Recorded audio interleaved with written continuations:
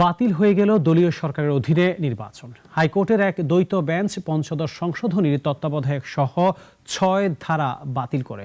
শুধু তাই নয়, আদালতের রায়ে ফিরল গণভোটের বিধান। এ রায়কে ঐতিহাসিক রায় হিসেবে আখ্যা বিভিন্ন পক্ষের আইনজীবীর। 2011 সালের 30 জুন পাশ হয় সংবিধানের পঞ্চদশ সংশোধনী। 55টি সংশোধনীর মাধ্যমে 68 জায়গায় পরিবর্তন আনা হয় সংবিধানের। রাজনৈতিক পট পরিবর্তনের পর পঞ্চদশ সংশোধনীর বৈধতা চ্যালেঞ্জ করে রিট হয় হাইকোর্টে।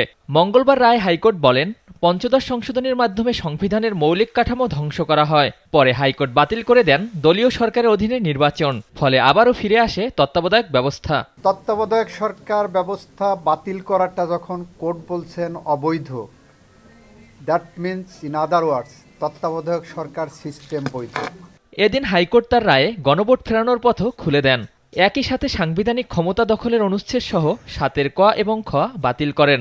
7 ক ধারা 7 খ ধারা যেগুলো পঞ্চদশ সংশোধনীর মাধ্যমে যুক্ত করা হয়েছে সেগুলোকে বাতিল করা হলো। তারপরে 44 ধারায়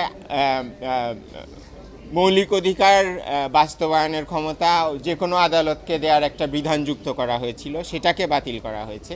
এ মামলায় নিজেদের পক্ষে আইনজীবী নিয়োগ করে বিএনপি ও জামায়াত। তাদের আইনজীবীরা বলেন, তত্ত্বাবধায়ক ফিরে আসায় তারাও খুশি। পঞ্চদশ সংশোধনীর মাধ্যমে সংবিধানে যে সমস্ত পরিবর্ধন পরিমার্জন করা হয়েছিল তার কিছু অংশ তিনি রেখে দিয়েছেন, কিছু অংশ বাতিল ঘোষণা করেছেন। নতুন আশা, নতুন বাংলাদেশের আজকে জন্ম নিয়েছেন এই জুলাই আগস্টের বিপ্লবের কারণে।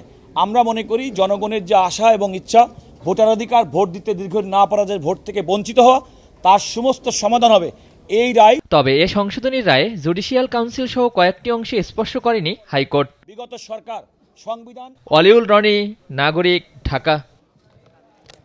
Double million offer Walton fridge কিনে পেতে পারেন 20 লক্ষ টাকা, রয়েছে কোটি কোটি টাকার নিশ্চিত উপহার।